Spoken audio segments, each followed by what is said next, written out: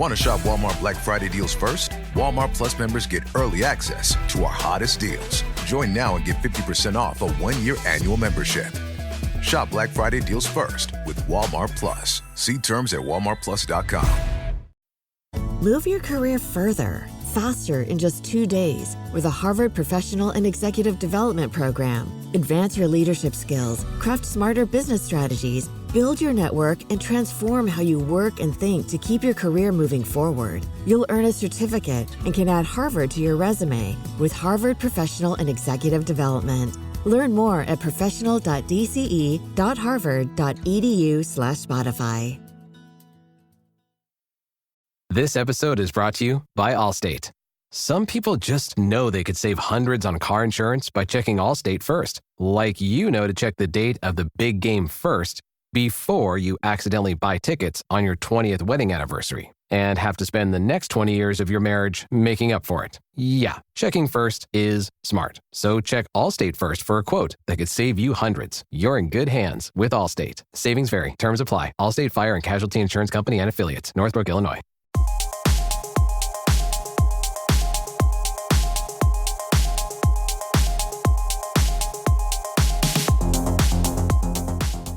Welcome to Book Talk for Book Talk, a podcast where we deep dive into the writing of your favorite novels. This season, we're exploring Sara J Maas's first installment in the Crescent City series. This is Jac. And I'm Amy. This is part 2 of this week's episode. The views expressed by the hosts are entirely their own and in no way represent the thoughts or intentions of the original author. This podcast is a discussion shared to spark thought and conversation on the characters and themes of this novel. The interpretations presented in this podcast are just a few of the many possibilities. Listeners are encouraged to read along and share their own analysis of the text.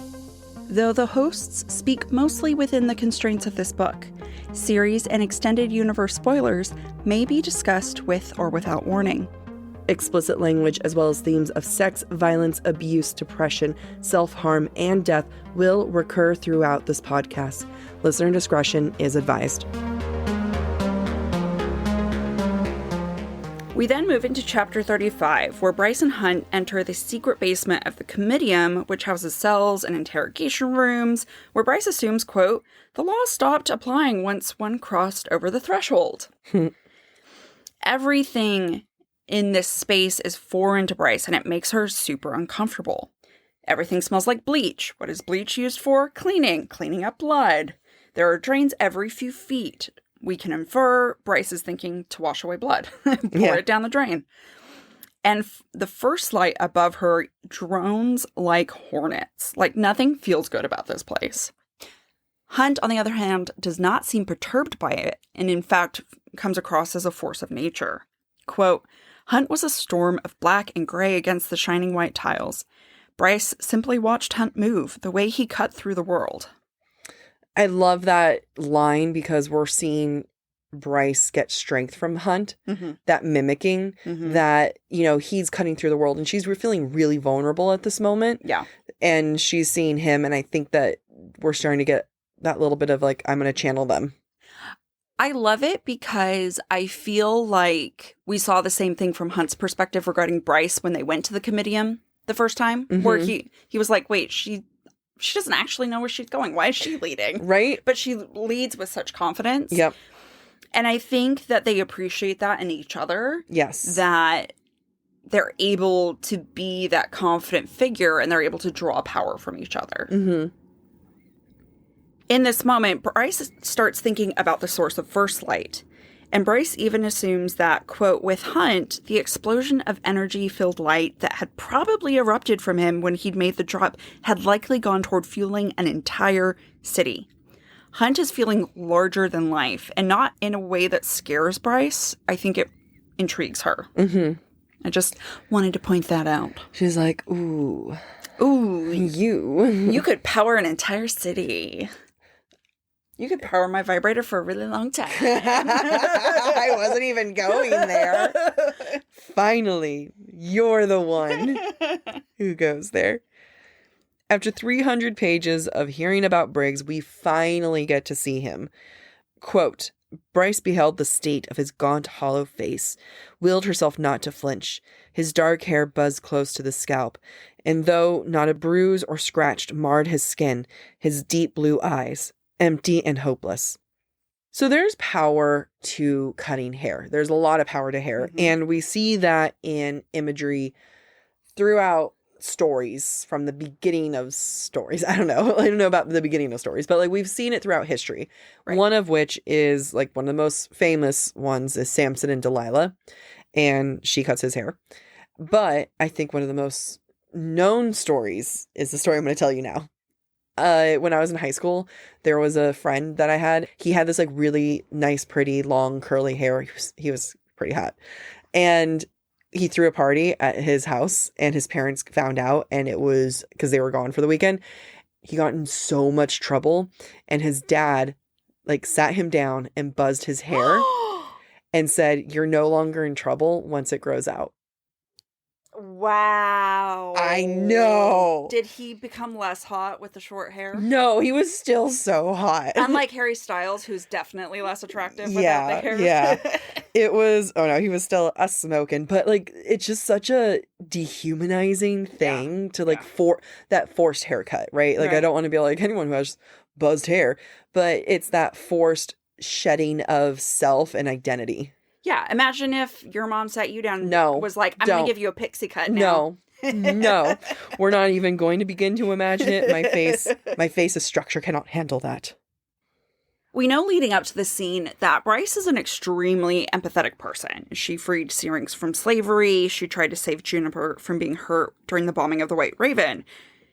And Bryce always tries to help those less fortunate than her. So it makes sense she's horrified by the way Briggs looks that Jac just talked about. Even Hunt, from his point of view, has sympathy for Briggs. Quote, Hunt stared at the gaunt, haunted man, a shell of the powerfully built adult he'd seen 2 years ago. What they were doing to him in that prison, Hunt could take a few guesses about the manner of torture. The memories of it being inflicted upon him still dragged him from sleep. And I think that's important in this scene, because I don't think Hunt nor Bryce were prepared to feel empathy for Briggs when they were mentally preparing to go meet him. Yeah, neither were expecting that, but again, it shows how good of characters they are. You know, they're good people. It also, to me, shows how stupid Briggs is. Like, you have two people who are empathetic to your your situation, and he kind of makes them both feel like crap. Like, he goes for the jugular for both. For Bryce, Briggs, the way that he's insulting her is to essentially insult women and her mother. But he also hits the nail on the head, which makes it annoying. Yeah. Quote, when you see your mother, it's a human mother for you, isn't it? It always is. And again, like, because he's talking about the discrimination against humans, especially humans that are left abandoned and alone are typically women. And it makes sense. But it's also like, bro, you don't have to be this hard about it and this mean. Yeah, he really cuts off the empathy supply that Bryce is willing to give him. Because he even calls her undesirable. Mm-hmm. Like, people like you, because you're because you're a half-breed. Yeah. And he could have played a different game. I also want to take a moment to make this personal and about race. Because this is a euphemism for race, essentially, right? The Vanir versus the Cumans is very much basically white versus other. Yeah. And when Briggs says this, it makes me think of my own experience with my parents being mixed race, because everyone assumes my mother is the Asian one. Interesting. Because it's usually a white man marrying an Asian woman, which is not the case. And I got that both in America and in China. Wow. In China, everyone assumed my father was the chauffeur. Yeah. Not my father. I love the way that SJM is doing this because it does really speak to human experience in our own society. Yeah. And in my case, my mother is the Hispanic one. Right. Yeah. Interesting. Yeah, most people, even though my last name is Asian, they assume I married an Asian. They don't assume my father is Asian. Really? Yeah, most people. You also don't do your makeup in a way that makes you look more Asian. So I guess people get confused? I don't know. I don't know either. I just like, when I look at you, I just associate, grew up in China. Right. If you know me. If you know me. I say is, well, I grew up in China. That was all of last episode of me editing. Of like, you're like, I grew up in China. I was like, fuck. To top it all off, not only does Briggs alienate Bryce, he then drops the bomb that Danica went easy on him. And I don't know why he thinks that was going to win him points. I know.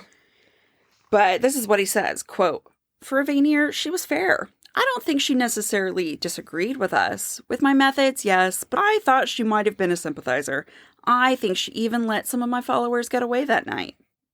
I think what even sets it off more is that it was more important for Briggs to let the cause live on and get captured if it meant that he could protect Danica as a potential ally for the cause. And that is really disturbing for Bryce.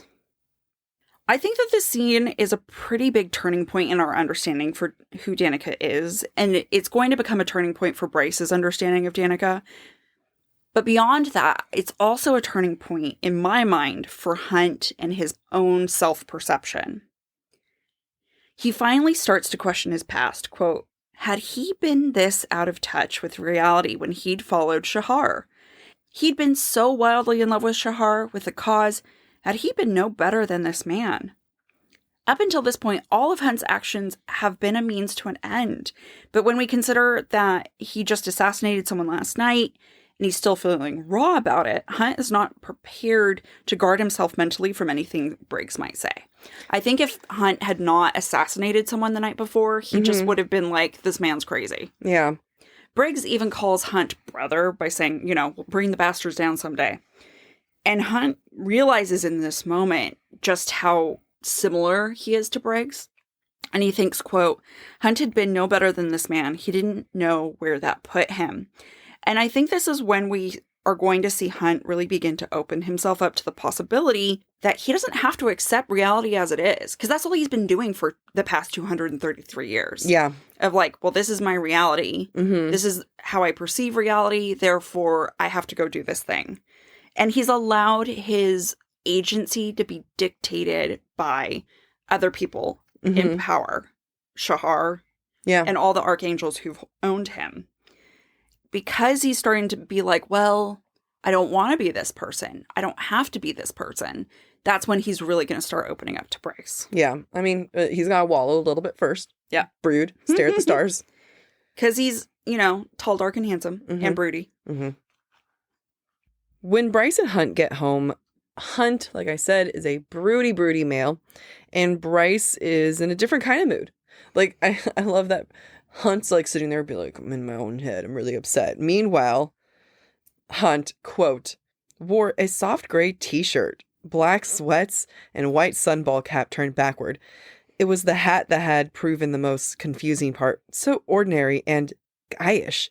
She had no idea, but it was all just disgustingly distracting. Like, he's like in his feels, and she's like, it's kind of hot. Yeah. And, by far, this is one of the top 5 sluttiest outfits men could wear. My personal opinion, it should be gray sweatpants and a black top, just to add it up. But, that's fine. But again, this is showing that Bryce is attracted to the masculine and not the alpha hole. She'll eventually fall for alpha hole-ish, alpha hole adjacent, because it's going to be Hunt's version of alpha hole. Well, yeah, and I think, like I said earlier, Hunt's alpha hole is a facade. Yeah. And Bryce can finally see that. And that's why she's able to fall for it. Yeah. Just like Hunt is going to be real turned on by her vapidness later. Yeah. I also just want to point out that Hunt's clothing is a gradient.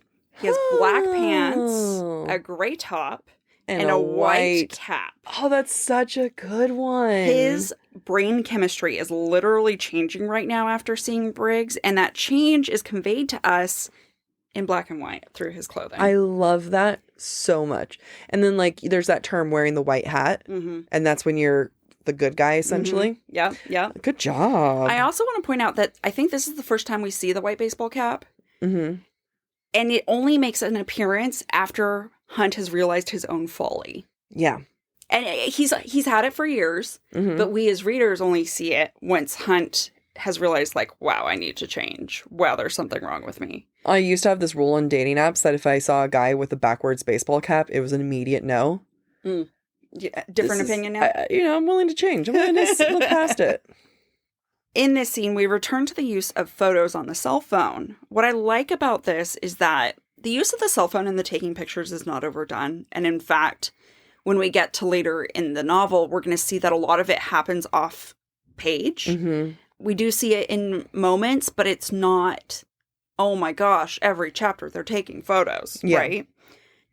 When we do see it being used, it's almost like a weapon between the two. Yeah. Up until this point, in 350 pages in practically, they like to banter. They like to quip. Mm-hmm. They like the back and forth jabs. And now the cell phone gets to be a part of that. And the picture taking gets to be part of that. Yeah. In my notes, I'm like, AKA flirting. I mean, I've definitely I've done that. Where it's like, if I like a guy and I feel like there's flirting, I will always steal their phone. Yeah. Take a photo of them. And then it's like, see me in hindsight, take love with you all night, burning it down. But it's totally like I've left my mark. Yes. This picture of you is from me. One day you're going to be like on your phone and your phone's going to be like, memories from this time. Would you like to look at it? And it's going to be me. We find out that Hunt was captive in a very similar prison to Briggs for 7 years. Magical number. Of course, they let him out after 7 years. Of course. Thank God that the Asteri aren't Taylor Swift. Yeah. It would have been 13 years. Yeah. Miserable. And Hunt opens up about seeing himself in Briggs. And he's being very vulnerable to Bryce at this moment because she was vulnerable to him about the Oracle and her dad. So now it's kind of like, oh, well, you're able to do it. I guess I'll do it too. And it's amazing how Hunt talks about not seeing the sun for so long. And he ends up with someone who's basically pure light. Right? Bryce reaches out to Hunt then, quite literally. She holds his hand. And then we all collectively squeal. Yes. Because she holds his hand. Yes. Bryce is bringing comfort to Hunt through physical contact, which is huge considering how Hunt talked about how isolated he was. Like, not only did he not see the sun for 7 years, plus because he was like then moved and then tortured for several more years, I doubt he got nice contact, physical touch, right? And this is like so simple, just holding a hand. But we're in Bryce's POV when this happens. Quote, Hunt glanced down at their hands, her dusk-painted nails contrasting with the deep gold of his skin. I want to point out that I personally believe it's important that it's in Bryce's point of view is because these nails are from when she got them done earlier in the book when Hunt still thought she was a vapid party girl idiot. Mm-hmm. I can only imagine what's going through Hunt's mind when he looks down and sees their hands and sees her nails and is probably like, I am an idiot. Yeah. Yeah, he's like, why did I judge her so hard for getting her nails done? Yeah. Also, I keep going on Pinterest trying to figure out what dusk-colored nails look like. Have yet to find anything. I think it's kind of like an ombre. Yeah. But like what, like pink and blues?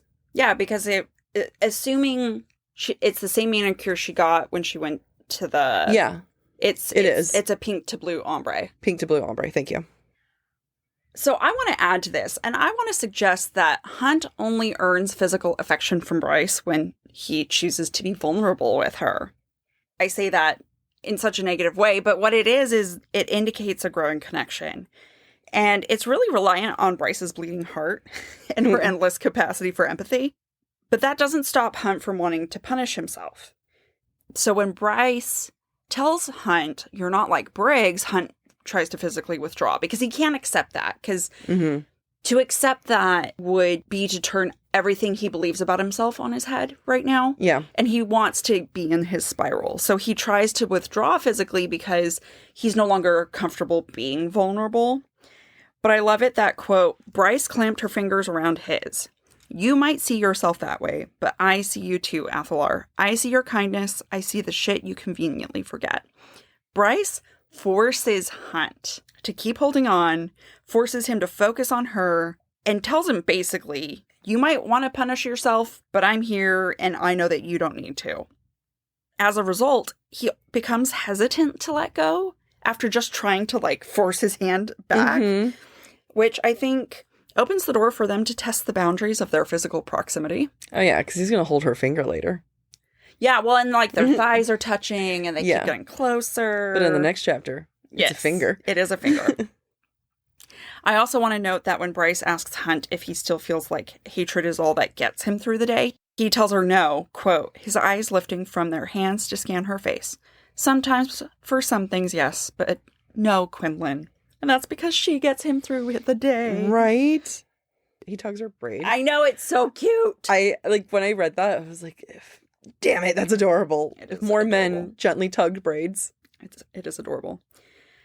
And just like earlier in this episode, Bryce is now seeing a change in Hunt's eyes in that her description of them is different. She realizes they're not actually black, but a deep brown. He's not actually the Umbra Mortis.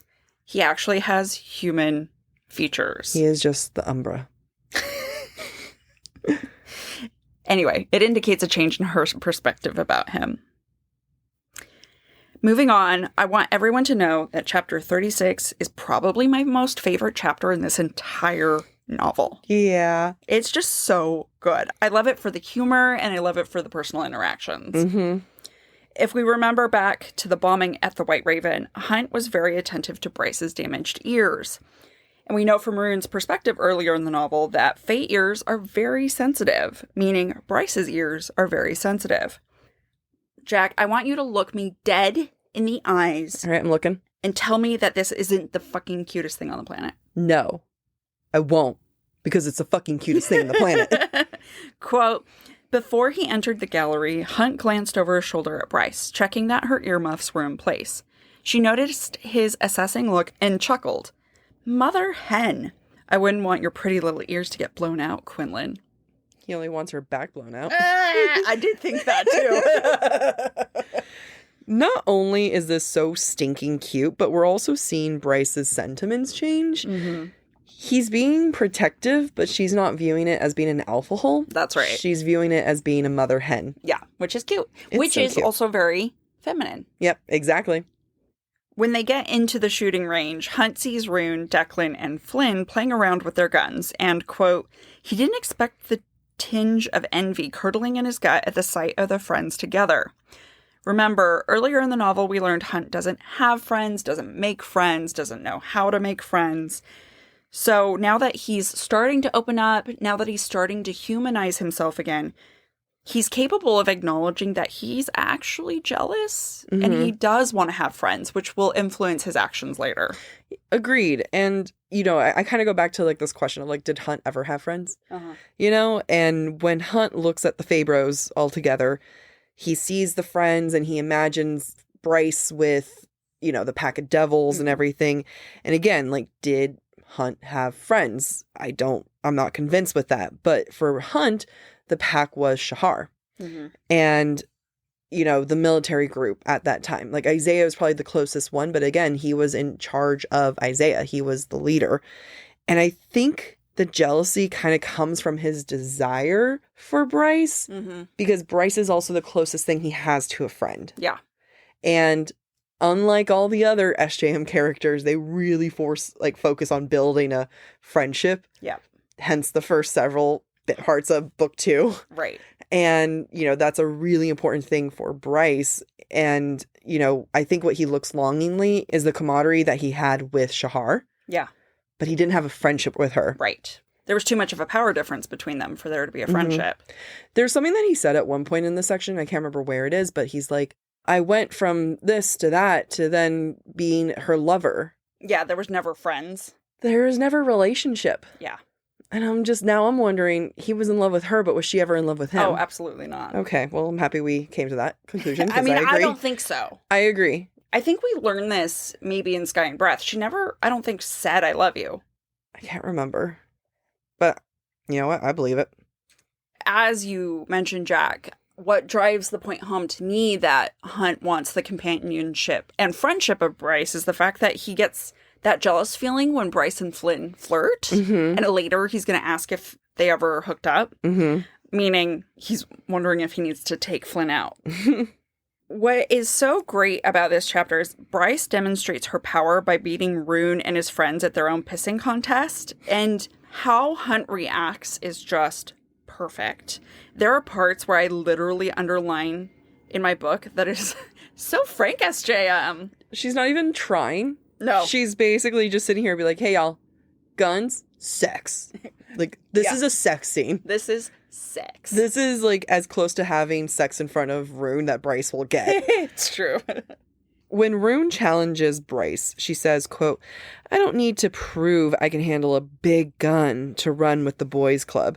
Hunt's skin tightened at the feral delight in her eyes as she said, big gun. I'm just going to be reading several quotes because, like, again, this is so pure sex at this point. Then Bryce, when she winks at Hunt, quote, his blood thrummed, his body tensing, as surely as if she gripped his cock. Wow. So Frank SJM. Like, the girl just winked at him. Oh my God. And then the act of shooting itself, quote, 3 shots cracked over the music, one after another, her body absorbing the kickback of the gun like a champ.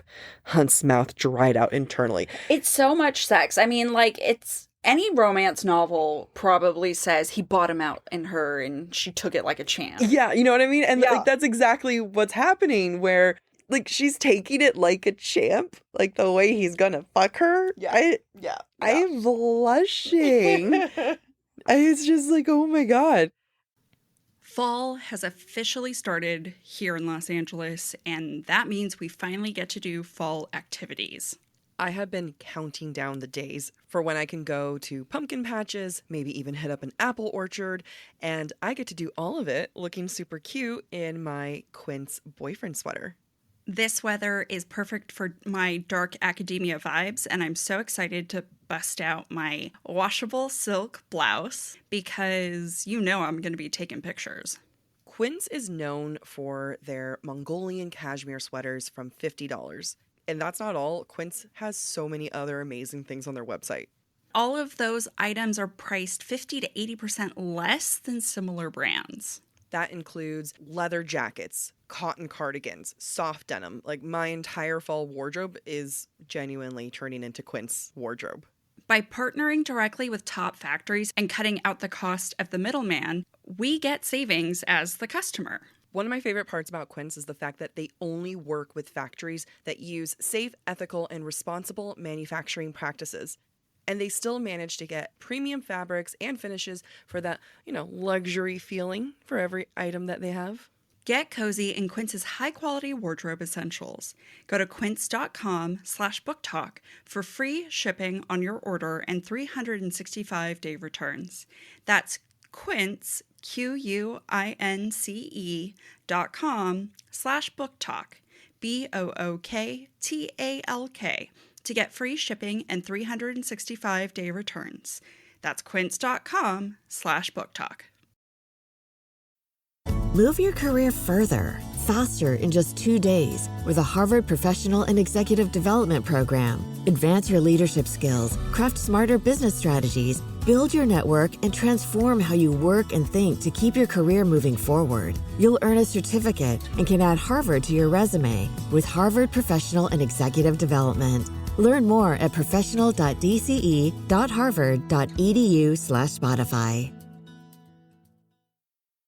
Bryce shoots the gun, right? And 3 shots in a row, almost like a perfect hole, just slight variations in there, but it's all within the same hole. And Bryce worries that Hunt's going to be threatened by that, like he's going to be an alpha hole. But, Hunt shows that he's not. So he shoots through her holes.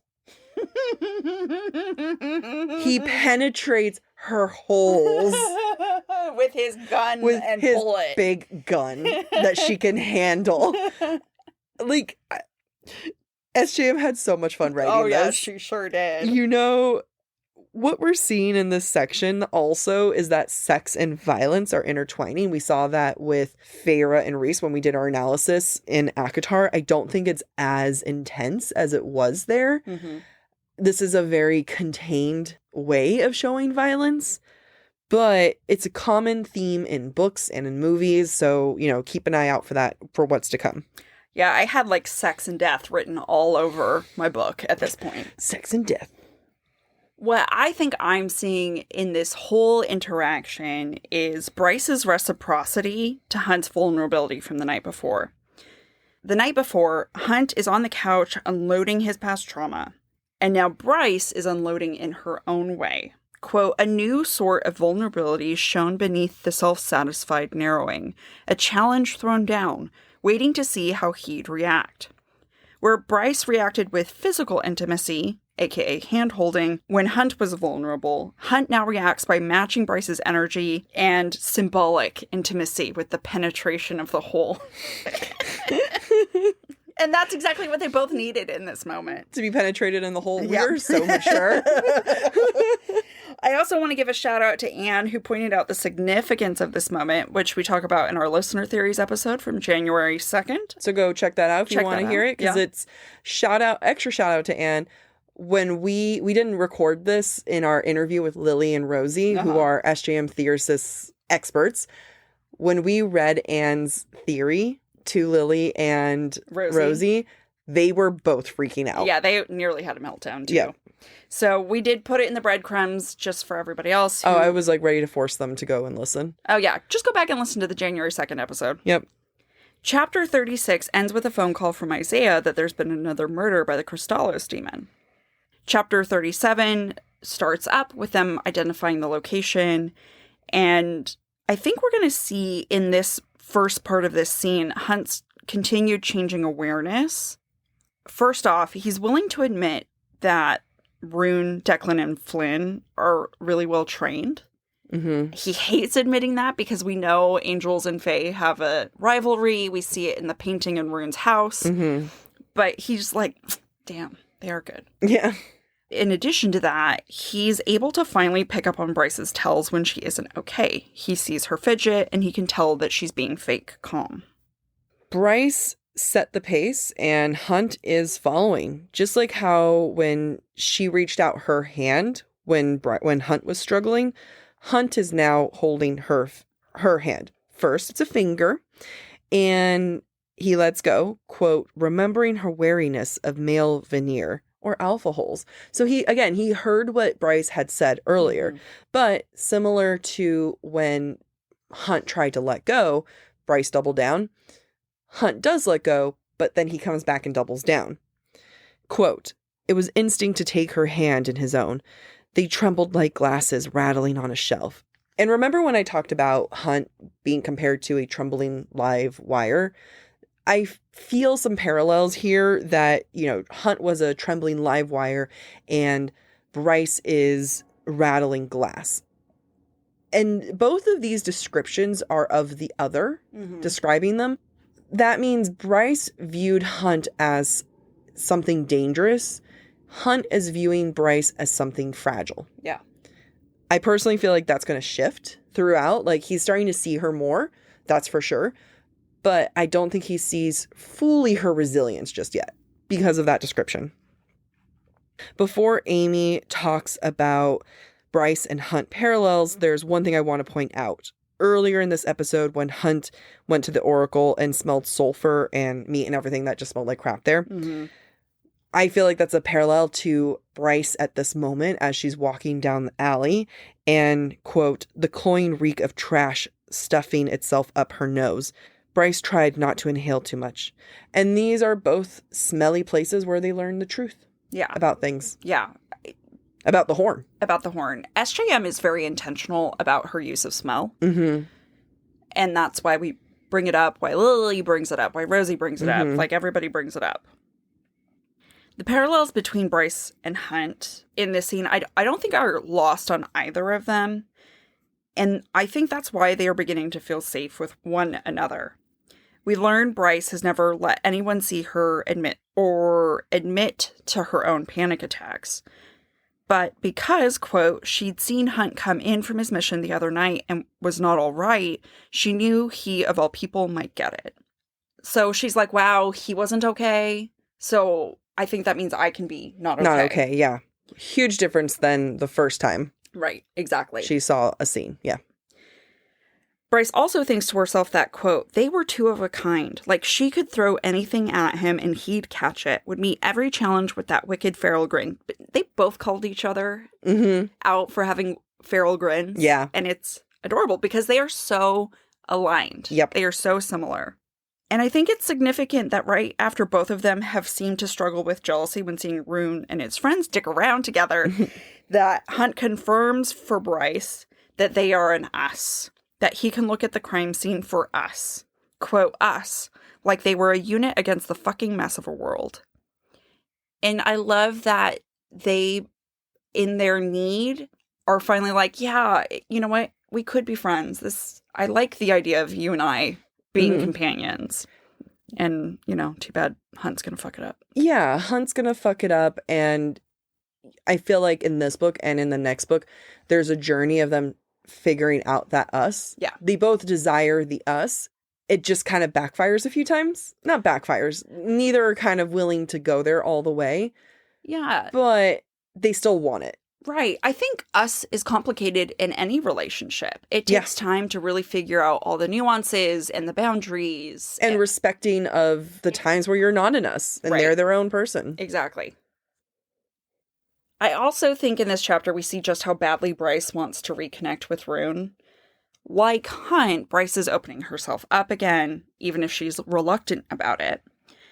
After Bryce sees the connection between the murder scenes and the ley lines of power, quote, her brother merely gave her an impressed nod before going over to the Ox team. She ignored what that admiration did to her.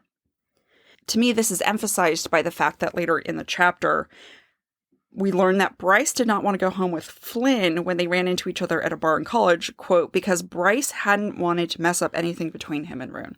Like, she's so sensitive to Ruhn. She does care about him. She cares. Yeah. She just doesn't want to admit it. Yeah. Because he hurt her. He hurt her, but she'll be listening to Hosab. I was like, they love each other. They really do love each other. I can't wait until we get to Sky and Breath. CC3, yeah. Okay, so let me get into a little bit more of this moment, right? Of Bryce deciding not to go home with Flynn. Bryce had a crush on Flynn for 2 years, right? She journaled Lady Bryce Flynn. I feel like for more than that. Right? Probably for more. She said something about 2 years. Okay. She had a huge thing for him. And she's not afraid of admitting it either. Right. You know what I mean? Like, she told Hunt straight up. She even laughs about the idea that she journals it. Yeah. So there's no way that you can tell me that she didn't tell Danica. Of course. All of this. And I'm going to reread that quote. Going back to why Bryce didn't sleep with Flynn. Quote, how Danica had gone home with Flynn because Bryce hadn't wanted to mess anything between him and Ruhn. Danica goes home with her crush. This right here is when you've lost me. Yeah. I am not a Danica fan for this reason. Yeah. There is no world where you're with your best friend and you see your old crush come in and be like, oh my God, I was like in love with this guy. She could have easily just not slept with him.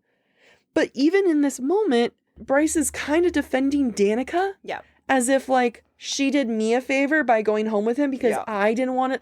You both could have left the bar. Right. You both could have gone home with other guys. Right. But Danica decided to go back, decided to sleep with her crush.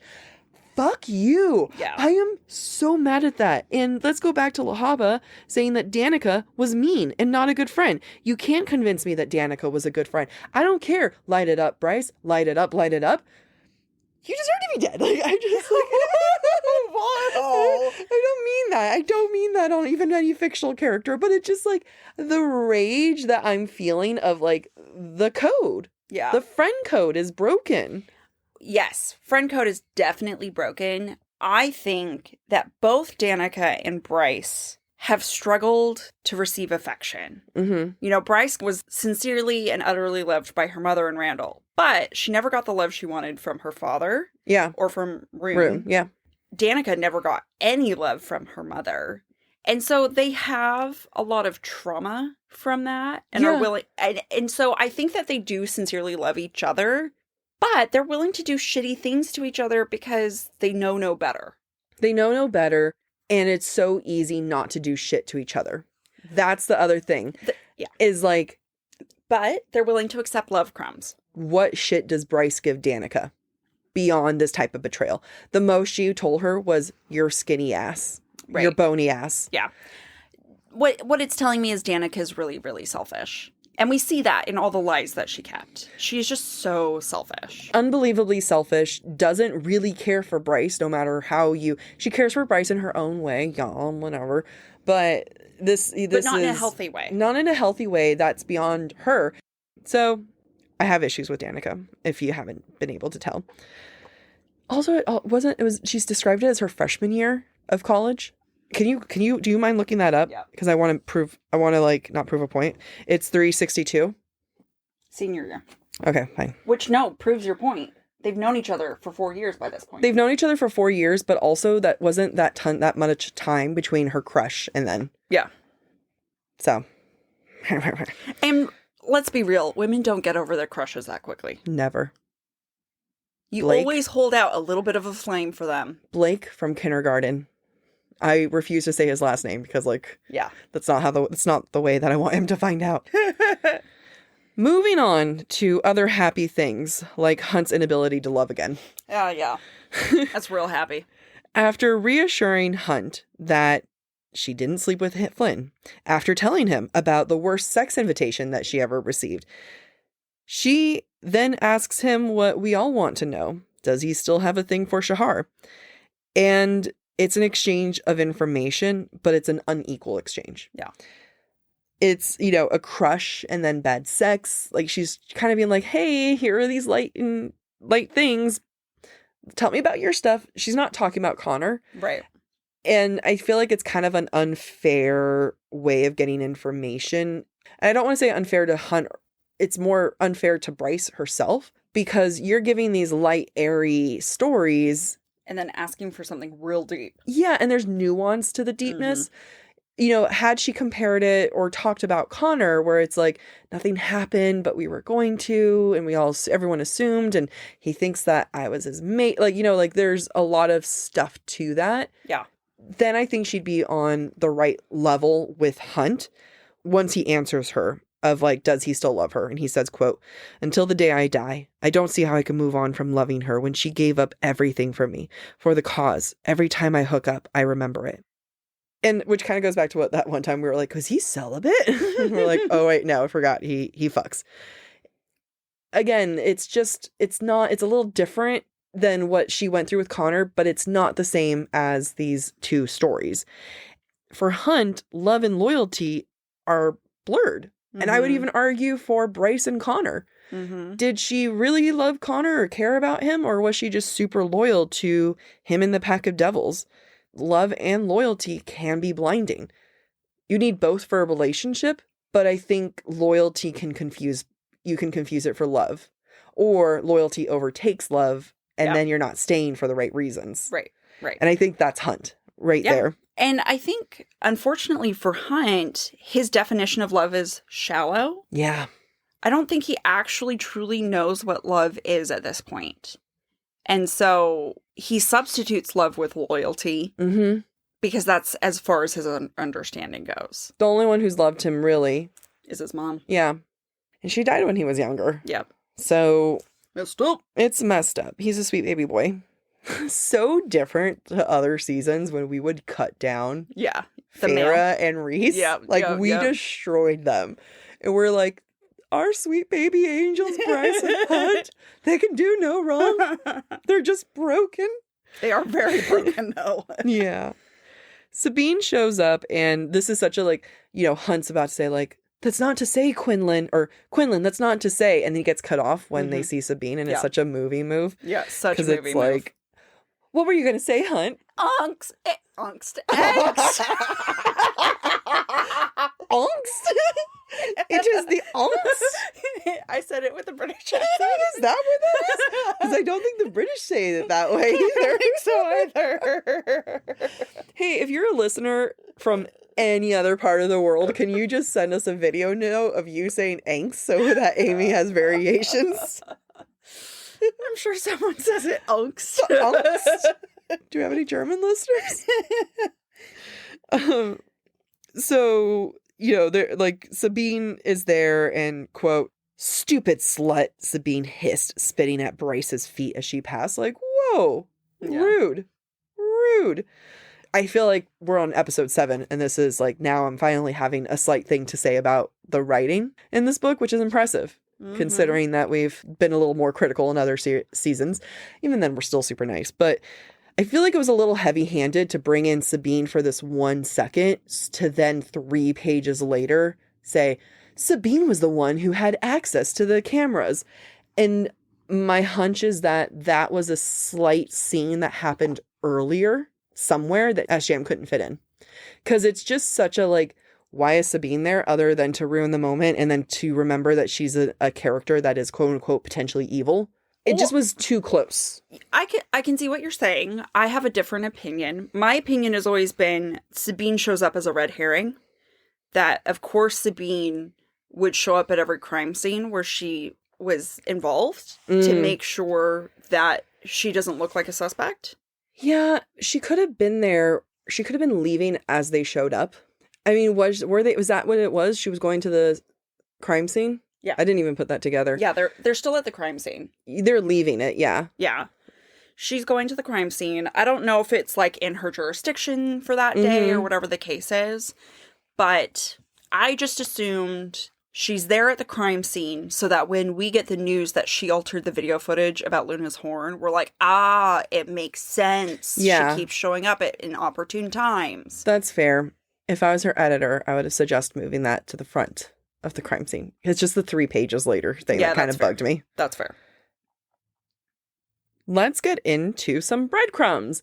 These are safe, non-multiverse breadcrumbs. But they still reveal stuff from Sky and Breath. So spoilers. Yeah, we've done what we can. In chapter 31, quote, "In Pangera, the cities were little more than pens for the Vanir to trap and feed on the humans and their children. No wonder the humans had risen up. Readers will get to see that in Sky and Breath, and Hunt and Bryce will deal with those children themselves." Yep. In chapter 32, Bryce tells Hunt she assumes he curses the stars, broods, and plotted the revenge of all his enemies at night. Hunt thinks she didn't know the half of it because he's getting the synth. I wrote that. Good job. Thank you. I did underline it in my book as like a breadcrumb, and I was like, why is this a breadcrumb? Right. In chapter 33, the Oracle calls Hunt, quote, "Lord of Lightning," and addresses him by his full name, Orion Athelar. "Feel it in my bones. We're going to find out he is descended of Thur, whose history is a topic of discussion in Sky and Breath. Also, Thur is Thor, thunder god. Like, that connection is there." Yeah. Also in chapter 33, the Oracle says to Hunt before he leaves, quote, "You remind me of that which was lost long ago. I had not realized it might ever happen again. And I feel it in my bones that whatever this means will come up in flame and shadow." In chapter 34, Hunt tells Bryce, quote, "There are some Vanir pledged to their, Ophian's, cause, like Cormac." Like Cormac. Still in chapter 34, Bryce says that the, quote, "horn can only be used by Starborn Fae. By you, Ruhn." Oops.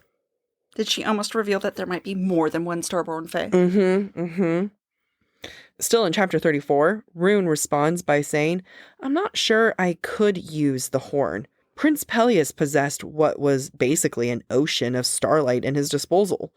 Like Bryce, which is why Bryce is the one who uses the horn." Last in chapter 34, when Hunt questions why the Oracle would tell him about the vision she saw for Bryce, Bryce explains that, quote, "The visit with the Oracle provides a glimpse toward what sort of power they might ascend to when mature. When the Oracle looked into her smoke during Bryce's visit, she screamed and clawed at her eyes. I heard later that she went blind for a week. That's because the Oracle was blinded by starlight." And probably deserved it. Yep. In chapter 35, quote, "What would Bryce's own first light go towards? What small mote that it would be." Much more than a moat, Bryce. It would heal the entire city. Yay. And Hunt. And Hunt. In chapter 36, when Hunt picks up the rifle to replicate Bryce's shot at the gun range, he turns off the gun safety. Quote, That click reverberated between them, loud as a thunderclap. Again, if you want to hear us freaking out more about that, please go listen to the listener email episode. In Chapter 37, the camera footage cannot find traces of the Crystallos demon around the crime scene. Quote, "It's like they knew where the cameras were, or whoever summoned it did. It stayed out of sight, because it's an inside job." And last, in Chapter 37, Declan tells Bryce, quote, "The angels don't give a shit about anyone, B. Hunt's goals are not your goals. Athalar's goals might not even be the same as Micah's. Be careful." And finally, a breadcrumb for Hunt's betrayal. Mm-hmm. Now we're going to be getting into some multiverse thoughts and breadcrumbs. In Chapter 33, the horn is used to, quote, "open the doorway between worlds. The horn's purpose wasn't merely to close doors. It opens them too. It depends on what the bearer wishes. Just like Bryce wishes at the end of Sky and Breath to find the Prince of Hell when she uses the horn to escape the Asteria and then ends up in Prithian. Question mark, question mark, question mark. Going into Chapter 34, Ruhn tells Bryce and Hunt, quote, "I read some mentions of the horn having a sort of sentience to it, almost like it was alive. Like the Dread Trove in Prithian is perhaps part of the Trove." Also in Chapter 34, Bryce and Hunt have a conversation about the lost library from Parthos. Did you know that Parthos in our world is a settlement of the Illyrian tribe of the Partheni in southern Illyria, which is currently modern Albania? If Parthos in Midgard is supposedly an ancient human civilization that predates the Asteri, could it be that some Fae like Illyrians already existed on Midgard, but not enough to sustain the Asteri? It's so rude. It's just rude. Maybe we'll find out in Flame and Shadow. Like, it's just being this smart, being this clever, SJM, is just rude. It just hurts. It's just, wow. In Chapter 35, Briggs describes his torture. Quote, "They take me apart like a cadaver and then stitch me up again before nightfall. Their med witch is smoothing everything away, just like Aelin in Kingdom of Ash." That one hurt. Yep. Still in Chapter 35, Hunt's first Archangel handler is named Ramuel. Any association with Mount Ramiel in the Night Court? Yep. In Chapter 35, Hunt talks about being in prison. Quote, "By the time Ramuel decided to let me serve as his assassin, it had been 9 years since I'd seen sunlight, since I heard the wind or smelled rain, since I'd seen grass or a river or a mountain, since I'd flown. Reminds me of Amryn escaping the prison and Rhys after the events under the mountain." Just, constantly have to have traumatized people. Mm-hmm. In Chapter 37, while this isn't a multiverse breadcrumb, but it is a book 2 breadcrumb. I should have put it in the top. That's all right. Bryce thinks of her and Hunt, quote, "like they were two of a kind, like she could throw anything at him and he'd catch it. Would meet every challenge with that wicked feral grin, because they are mates." Mm-hmm. And finally, in Chapter 37, the Daystar, Shahar, would have led the angels, maybe everyone, to a freer world, but she'd been extinguished, another dreamer crushed under the boot heel of the Asteri. There may be no connection, but this definitely makes me think of Court of Dreams, aka the Inner Circle. Right? Yep. This week's Bryceism: vulnerability is sexy. So sexy. So do it first. Don't be afraid. Just say it. What's the worst that can happen? They'll say no. Yeah. And you know what? You were vulnerable. They were the weak ones. That's right. So, Jack, going back to the question we had at the start of the episode, is there a difference between love and loyalty for these characters? I forgot I was the one who had to answer this when I wrote. Damn it. At this point, no. The only person who understands love is Bryce with her parents, because she was screwed over by Ruhn. She was screwed over by the Autumn King. Clearly, her and Danica, there was some love, but it just was not healthy. I think that there was a lot of loyalty and love mixed up in their dynamic. Yep. I think that if Bryce understood loyalty, sometimes shouldn't be there. Yeah. Like, sometimes you should be able to walk away despite the loyalty. Mm-hmm. She would have walked away. Yeah. And Hunt, we've already established, like, baby boy doesn't understand anything beyond the two. Right now, there isn't that difference between anyone. Yeah. But there's hope for Bryce, and that hope for Bryce means that she can teach Hunt. So we didn't talk much about Ruhn in this chapter. I'm going to argue Ruhn is probably the only one who knows the difference between love and loyalty. Oh my God, you're right. I take it back. Yes. He loves Bryce, but he's loyal to his father. Yep. He has no love for the Autumn King. You're absolutely right. He's the only one who has like the clear distinction between the two. And I think that's why Bryce struggles so much with Ruhn, because she can confuse love and loyalty. Mm-hmm. And so for Ruhn to be loyal to the Autumn King in her mind is equivalent to love. Yeah. Therefore, he doesn't love her because he's not demonstrating that same loyalty necessarily in her mind. I do agree with your point that Bryce is going to learn it first. Yeah. The difference between the two. And she is going to teach Hunt by example. Mm-hmm. And unfortunately, Hunt is going to learn the hard way. Yeah. I mean, his betrayal with the whole synth and everything is him being loyal to Shahar still. Right. But being loyal to Shahar, being loyal to his kind. Yeah. Yep. I think that's going to be a fun growth between the two. Yeah. And between love and loyalty. Be a good book name. Yeah. No one take it. Dibs. Thank you for listening to this week's episode of Book Talk for Book Talk. We encourage you to rate and subscribe to our show on your preferred podcast listening platform. Next week, we'll be exploring chapters 38 through 43 of A House of Earth and Blood. We would love to hear your thoughts based on today's conversation. You can submit your comments to our form at booktalkforbooktalk.com for a chance to have your feedback discussed during a future mini episode. If you're enjoying the podcast, please visit our website, booktalkforbooktalk.com, to view our latest merch and learn about supporting the show through Patreon, Ko-Fi, or Venmo. You can follow us on TikTok or Instagram at the handle booktalkforbooktalk. Bye!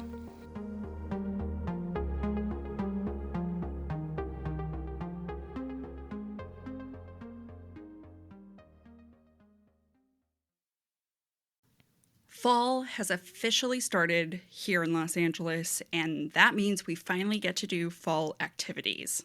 I have been counting down the days for when I can go to pumpkin patches, maybe even hit up an apple orchard, and I get to do all of it looking super cute in my Quince boyfriend sweater. This weather is perfect for my dark academia vibes, and I'm so excited to bust out my washable silk blouse because you know I'm going to be taking pictures. Quince is known for their Mongolian cashmere sweaters from $50. And that's not all. Quince has so many other amazing things on their website. All of those items are priced 50 to 80% less than similar brands. That includes leather jackets, cotton cardigans, soft denim. Like my entire fall wardrobe is genuinely turning into Quince wardrobe. By partnering directly with top factories and cutting out the cost of the middleman, we get savings as the customer. One of my favorite parts about Quince is the fact that they only work with factories that use safe, ethical, and responsible manufacturing practices. And they still manage to get premium fabrics and finishes for that, luxury feeling for every item that they have. Get cozy in Quince's high-quality wardrobe essentials. Go to quince.com/booktalk for free shipping on your order and 365-day returns. That's Quince, QUINCE.com/booktalk, BOOKTALK, to get free shipping and 365-day returns. That's quince.com/booktalk.